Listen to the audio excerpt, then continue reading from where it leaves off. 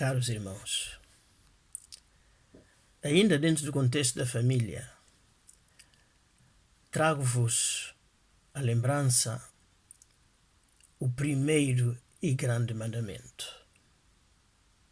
Bem, o meu irmão, a minha irmã deve estar a pensar logo, enfim, em Êxodo 20 ou no Novo Testamento, quando Nosso Senhor Jesus Cristo resume os mandamentos em 2 deles. Mas quero-vos falar do primeiro de todos os mandamentos.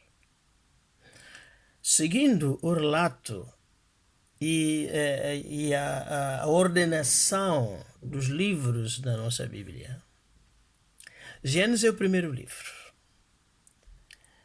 e o Êxodo é o segundo. Mas antes do Êxodo, em Gênesis nós encontramos um mandamento. No capítulo 1, verso 28, o que é que lá temos? Diz que e Deus os abençoou e Deus lhes disse: frutificai e multiplicai-vos e enchei a terra. Este é o primeiro grande mandamento. Mas dirão, mas o que é que isto tem a ver com a família? Tem. Vamos tentar explicar. É que nos dias de hoje, ou de há uns bons tempos para cá, como no tempo de juiz Samuel, o povo de Deus tem tido sempre dificuldade em manter-se dentro da palavra de Deus, em usar a palavra de Deus como a sua única regra de fé e prática, como dizemos, mas tende sempre a copiar o que se passa fora do contexto cristão, fora da igreja, praticamente em tudo. E nesta Europa ocidental, ou neste mundo da cultura ocidental, chamada cultura ocidental, os cristãos não escapam. Praticamente nós andamos atrás da moda dos não cristãos. Somos um pouco como os israelitas. Saíram do Egito, mas o Egito não saiu deles. Nós dizemos que saímos do mundo, mas o mundo não saiu de nós. A título de exemplo, meus irmãos, e tem a ver com este assunto, muitos casais cristãos, pessoas saudáveis, a mulher é saudável, o homem é saudável. Não há nada, não há estudo nenhum, não há pesquisa nenhuma, não fizeram consultas nenhumas em que o veredito dos médicos foi: olha, tenho uma notícia que não é muito agradável, vocês não podem gerar filhos, biologicamente e naturalmente. Mas depois dos exames todos, tanto um como o outro, perfeitamente o organismo funciona, mas por influência disto ou daquilo, por esta ou aquela razão, no princípio não assumem isso. Vão adiando, vão querendo adiar o momento, a época de quererem ser e poderem ser pais. E alguns são surpreendidos depois porque o relógio não para. De repente, quando acordam, já é tarde. Ou praticamente as hipóteses anulam-se. E então acordam para a realidade, acordam para a verdade. E agora? Porque eu lembro no meu tempo, né? Há 35, 36 anos atrás, nós éramos considerados um casal, uma família, como é que se diz? Faltou-me a expressão, uma família numerosa, né? Tivemos 3 filhos já fazíamos parte do grupo das famílias numerosas. E mesmo no contexto cristão, houve quem olhasse para nós, enfim, coitados, 3 filhos. E as razões são muitas. Estou-me a lembrar de uma autora suíça que escreveu um livro, o nome dela, Corinne, mais qualquer coisa.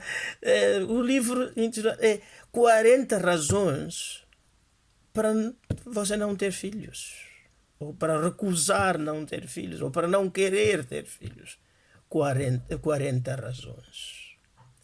E, meus irmãos, num contexto cristão, tem visto jovens com uma vida normal, com pessoas em termos de saúde normais e que têm possibilidades normais em termos materiais, morais, espirituais, para poderem realmente exercer a paternidade, a maternidade, mas por tantas e tantas razões, porque a vida não dá, porque custa muito, porque é a carreira, enfim, 1001 desculpas.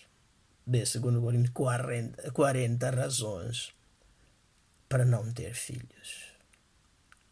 Minhas irmãs e meus irmãos, a sociedade pode ter todas essas razões, mas para nós cristãos é preciso relembrar que o primeiro mandamento que Deus estabeleceu foi, mais uma vez diz aqui, frutificai e enchei a terra. Frutificai, multiplicai-vos, né?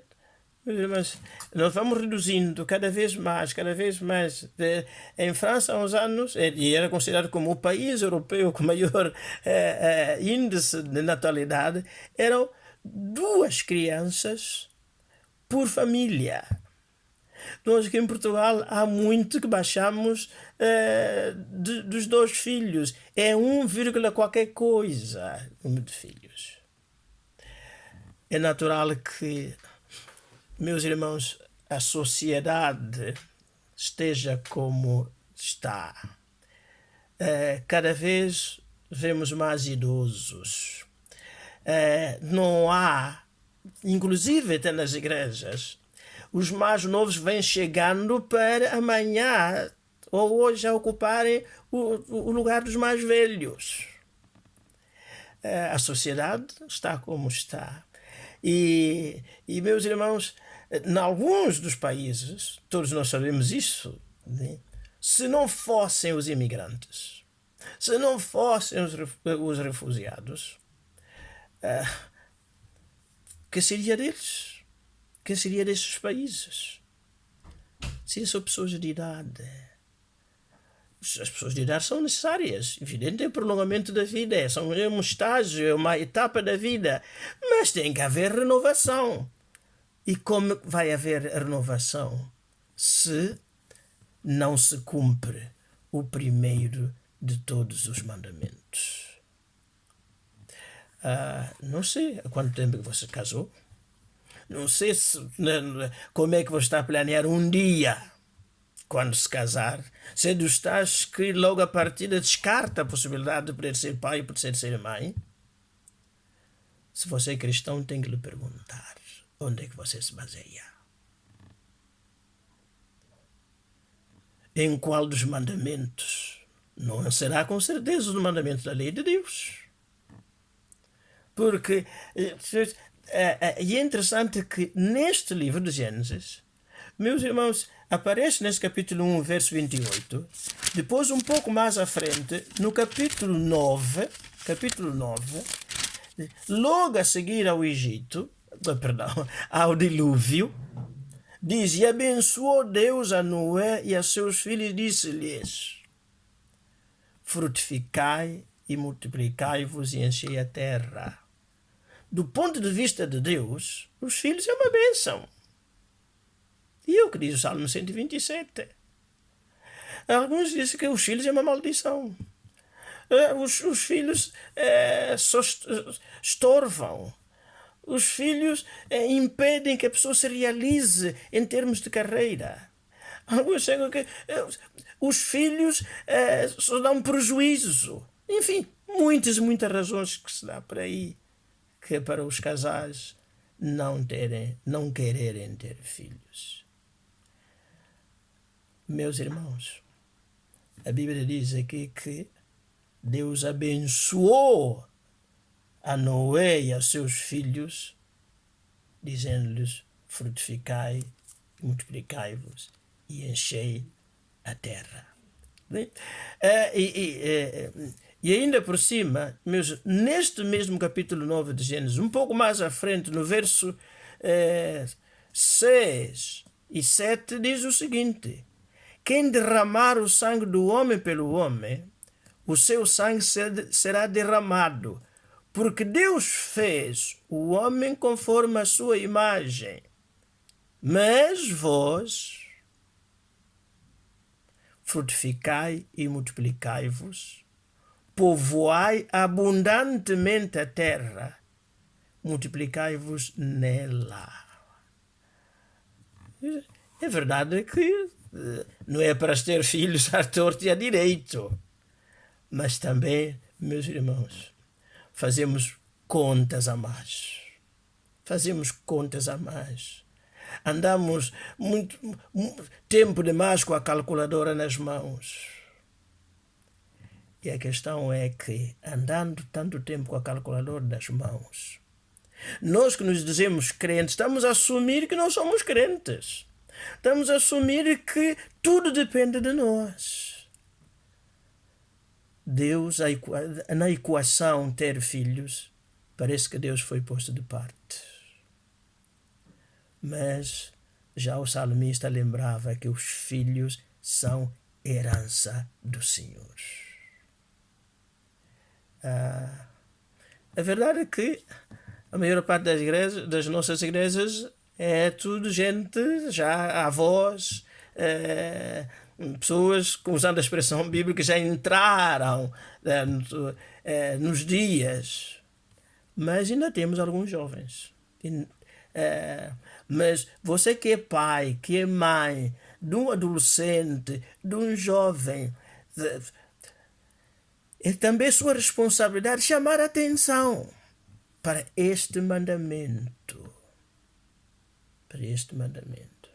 Porque a renovação das gerações faz parte do mundo dos vivos.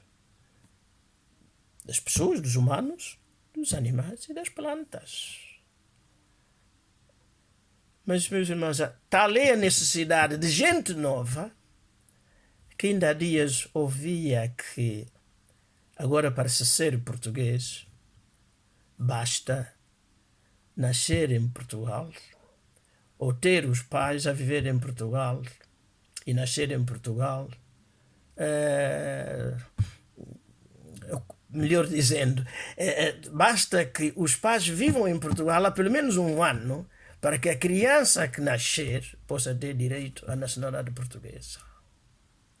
Nos meus tempos era preciso 10 anos. E tudo isso por quê? Portanto, é preciso gente nova. Não é só o país que precisa de gente nova. As igrejas também precisam de gente nova. Esta Europa precisa de gente nova. E os cristãos, se você é cristão, deve estar na linha da frente. Fazer o seu papel. Cumprir o grande mandamento. Multiplicar, frutificar, encher a terra. Faça a sua parte, que estará dentro dos propósitos e da vontade do Senhor. Ele sabe e tem meios para fazer com que os seus filhos se criem e se tornem alguém e possam ser também uma bênção para muitos outros. Amém.